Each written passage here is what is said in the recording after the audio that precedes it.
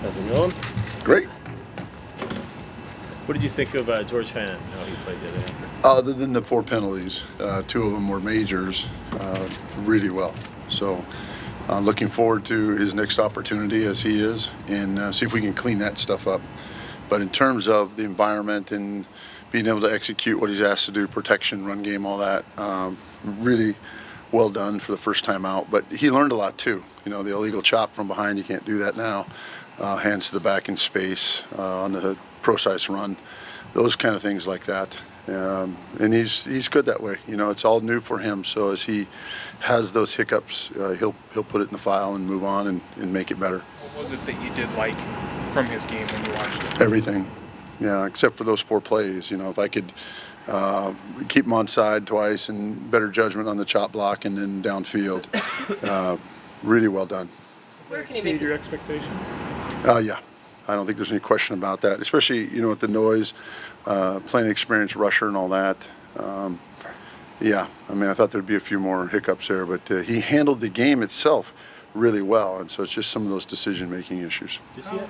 How crazy is that a college basketball player who doesn't ever played a game can jump into an NFL game in 2 months? It's pretty crazy, but at the same time, it's kind of our program. You know, we get these guys and develop them at all positions, and it just happened to be his opportunity. So pretty happy for him, happy for our team.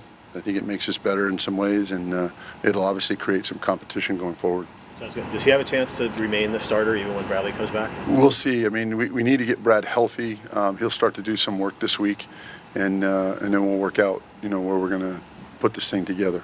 Where can he make the biggest jump? Confidence. You know, confidence. And you want him to grow. You want him to take those 4 plays and learn from all 4 of them, and then take the rest of it and learn from those as well. You know, being a little bit better finisher in the run game, maybe playing with a little better pad level consistently. Some of those kind of things. And I watched him today in practice, and he's already working on it. You know, so it's pretty cool when you get a young guy like that who's that hungry and sees that there's an opportunity here if he can seize it. How do you feel like he was able to adjust during the game? Really well. You know, he was nice on the sideline in terms of what we needed to fix, we did, and what he needed to learn from, he did. And that's, as I've said this before, that's what you look for. Those guys who kind of freak out and, you know, oh my God, the sky's falling or whatever, if something negative happens, those are the ones you worry about. But even the penalties, which were, again, 2 of them were majors, you know, he was able to put it behind him and keep going. Bills are tied for the league lead, 26 sacks. Is it scheme stuff they do? Is it the players? I mean, what makes them so hard to? Both. You know, they get really good players, and of course, anytime you play the Ryans, it's going to be a bit of a mess. Meaning, it can be dirty, and so what you expect in terms of pressures and where they come from and all that. There's always an element of surprise with them. How do you account for that then? Is it just better communication this week? Are there certain...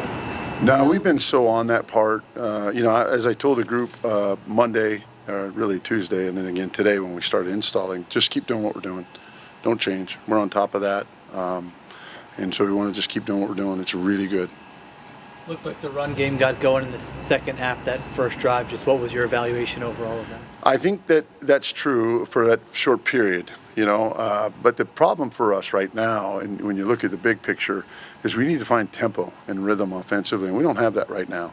And so our issue right now is being able to pick up our pace a little bit, staying on schedule, you know, as we've always done.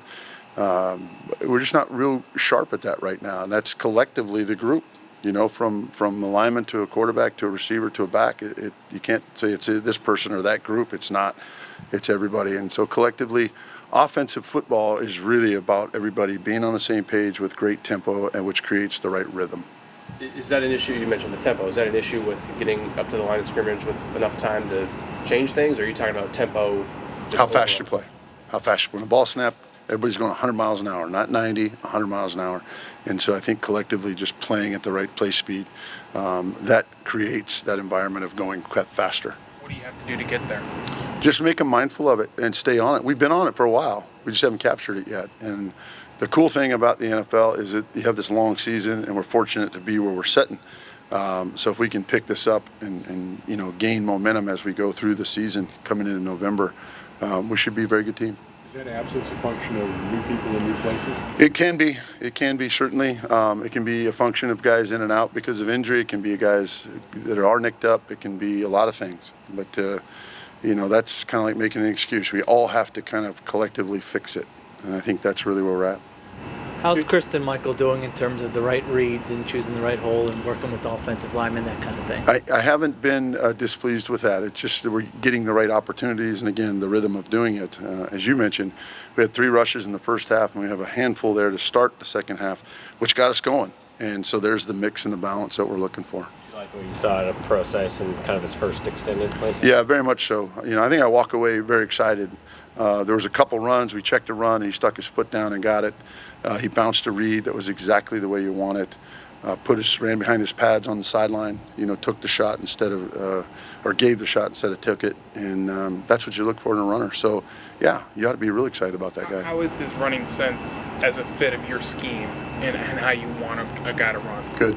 Yeah, I mean, there's an example. Here's a guy we've been waiting on. I know coaches talked about him in terms of third down and getting him involved, and with this hand issue, he hadn't been available to us, and now he is. So we'll slowly start to work him in as much as we feel necessary and see what he can really bring to us. Looks like he had a nice block on the last play versus New Orleans. What have you seen from him there? Yeah, I mean, he's a good football player. And so it's nice to have him out there, getting healthier as other people. And I think, again, as we all kind of come together, it'll be pretty cool going down the stretch here. Else? Thanks, All right, thanks, guys.